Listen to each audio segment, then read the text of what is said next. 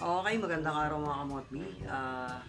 Naranasan nyo na ba na yung tapos nyo magpalit ng brake pads, sumisikip yung gulong nyo, ayaw umikot, sobrang sikip, o minsan man kung hindi kayo nagpalit,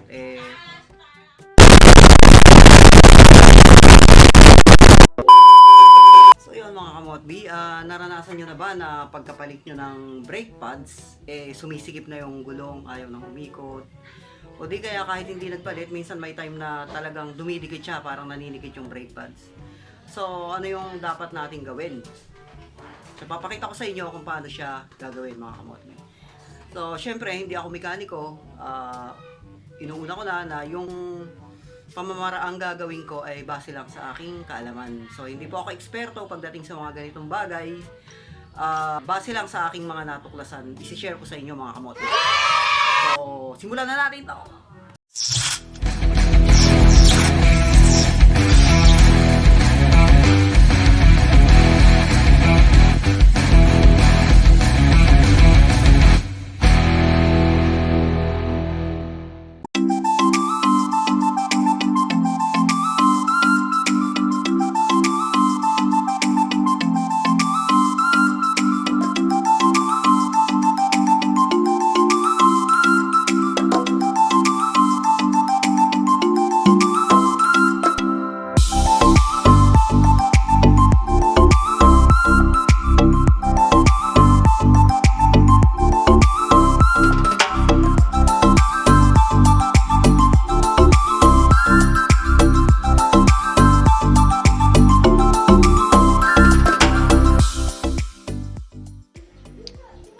Okay, so ito yung bubuksan natin mga kamotbi. Allen pala siya.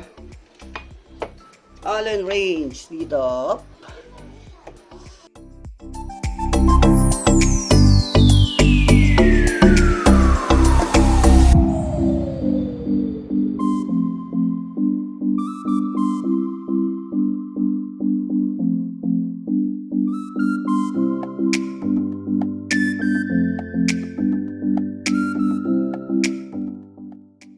Alright, so yun mga kamotbi, lumuwag na siya.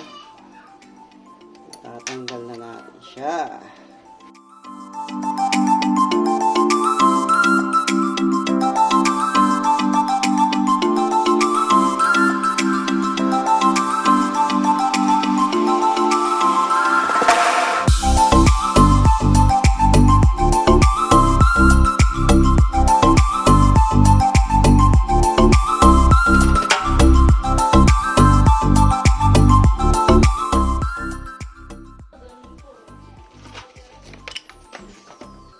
So, eto na yung bago mga kamotbi.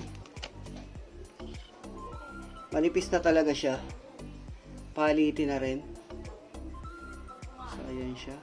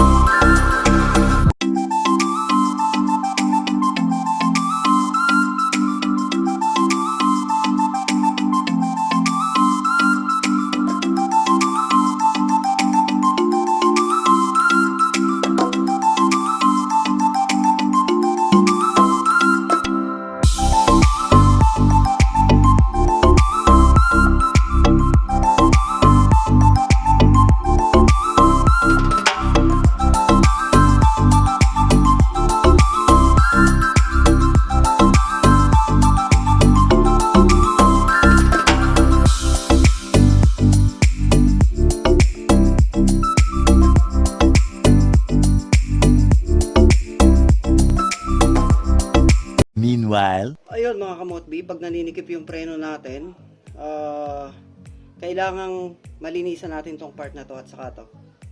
Itong parte na to. So gagawin natin, babaklasin natin siya mga kamotbi. So ito ay hinuhugot lang to mga kamotbi. Hugutin natin. Yan. So minsan kasi sobrang tigas pag may kalawang na siya. Pag marami ng kalawang. Kaya puwersahin na lang natin. Ayun oh. So may kalawang na tayo dito mga kamotbi. Itong part na to may kalawang. So kailangan malinisan natin to. Siya yung naninikip kasi eto mga kamotbi, ang principle niya dapat naglalaro din siya. May movement din dapat siya. Ganito ang pwesto kasi nito eh. Yan, nakapwesto siya dito. Ayan, yan.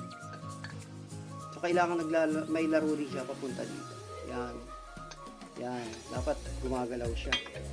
At kailangan ding dito, pag nakapasok siya sa loob,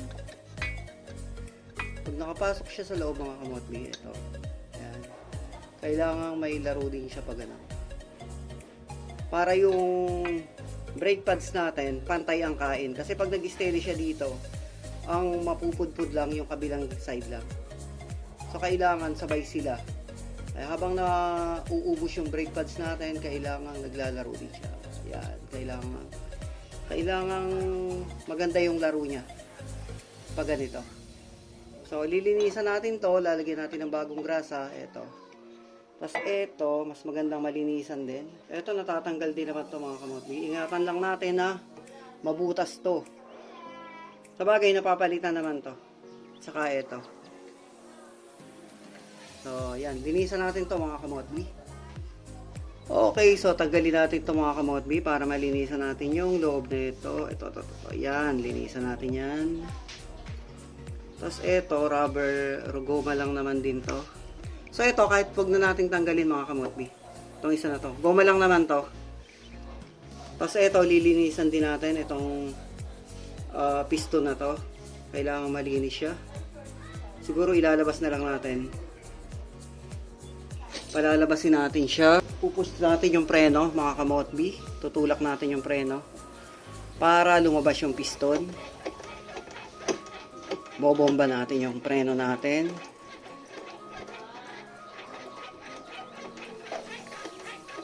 Lalabasin natin. So, ingatan lang natin na lumabas ng diretso kasi minsan mahirap ibalik yung piston.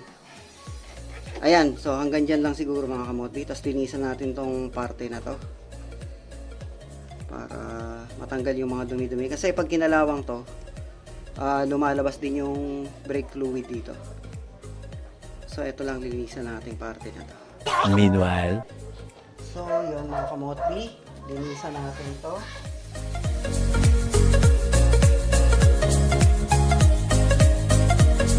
So, yun mga kamotbi, itong part na may kalawang na to, lihain natin para matanggal yung kalawang.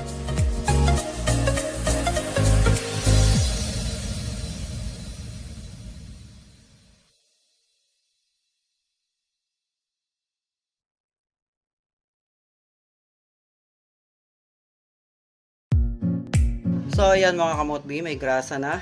Ready na siyang ikabit. Tapos eto, ilalagay lang natin siya dito. Ayan. Ayan. Ayan. Tapos lilinisan natin yung piston mga kamotbi. So, ginagamit ko lang panlinis ay grass. Crudo, diesel mga kamotbi. So, yung loob nitong butas na to, kailangan din nating linisan.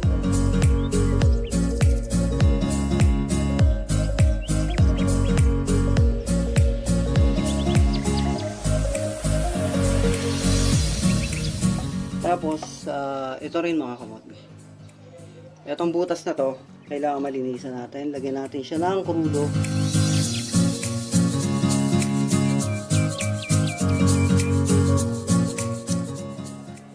So, ito siya. Ayan. Kalawang nga yung loob mga kamotbi.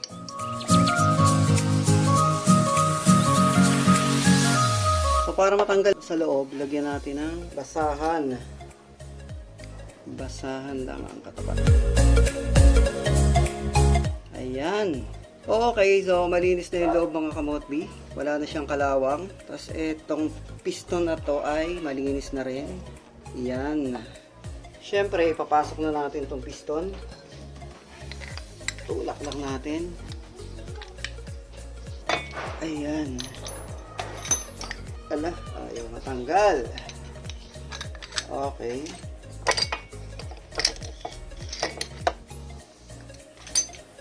So, yan mga kamotbi, nakapasok na yung piston natin.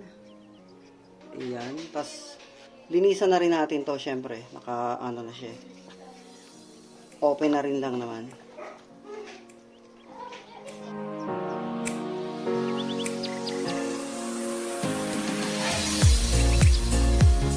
Okay, so malinis na siya mga kamotbi. Ayan o, malinis na. Nakalimutan ko nga pala. Ilabas muna ulit natin ng konti ito. Yung piston, ilabas natin ng konti.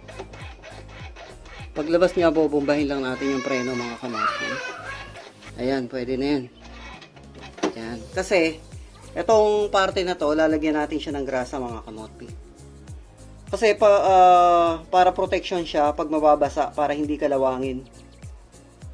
Tapos ito, lalagyan din natin ng grasa. Ayan, protection yan mga kamotbi. Para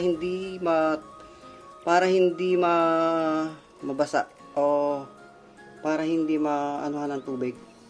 Mapondohan. Pag napopondohan kasi ng tubig, ayun, yun ang nagiging cost ng pagkalawang niya. Pero pag may grasa, kahit papano, natatapon yung tubig niya. Yung tumatamang tubig, nalalaglag. Kasi may grasa siya. Konting grasa lang naman mga kamotbi. Hindi yung sobrang dami. Pang ano lang natin sa tubig. Okay, tapos yung mga sumobra, tanggalin natin yung nandito. Yan. Tapos, ipasok na natin ulit. Pasok na natin siya. Arik. Ayan. Okay, nakapasok na uli mga kamotbi. Ayan o. Tapos, lagyan din natin ng konting grasa to. Yung loob. Yan. Tapos, ilalagay na natin ito mga kamotbi. Eto. Papasok natin siya doon sa loob. Yan. So, meron tayo na dito. Eto, at saka ito. Yup. Ayan o. Tapos, syempre, papasok na natin to. Ito dito. Tapos, yung isa ay dito. Ayan. Sabay natin siyang ipapasok. Ayan, tapos itong dulo dito, yung goma. Yep. Papasok din natin yung goma dito mga kamotbi. Ayan, so nakapasok na siya. Ayan, kung makikita nyo mga kamotbi, ngayon, ayan o, yun, maluwag ang laro niya ngayon. Ayan o. Ayan. Ayan, konting tulak lang, naglalaro na siya. Ibig sabihin maganda na yung laro niya ngayon. Tapos ito mga kamotbi. So ito yung pinakamagiging lock dun sa brake pads natin. Papasok siya dito. So lagyan din natin siya ng konting grasa para yun nga, protection din sa tubig. Konti lang mga kamotbi, konting grasa lang. Mabalutan lang siya para pag tinamaan ng tubig, malalaglag yung tubig.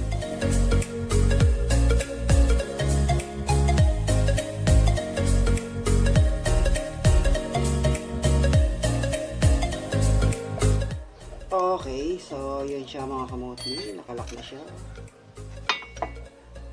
So yan mga kamotbi, nakakabit na yung ating ayan, brake pads. Ayun o, ito. Okay, syempre ibabalik na natin yung ating gulong.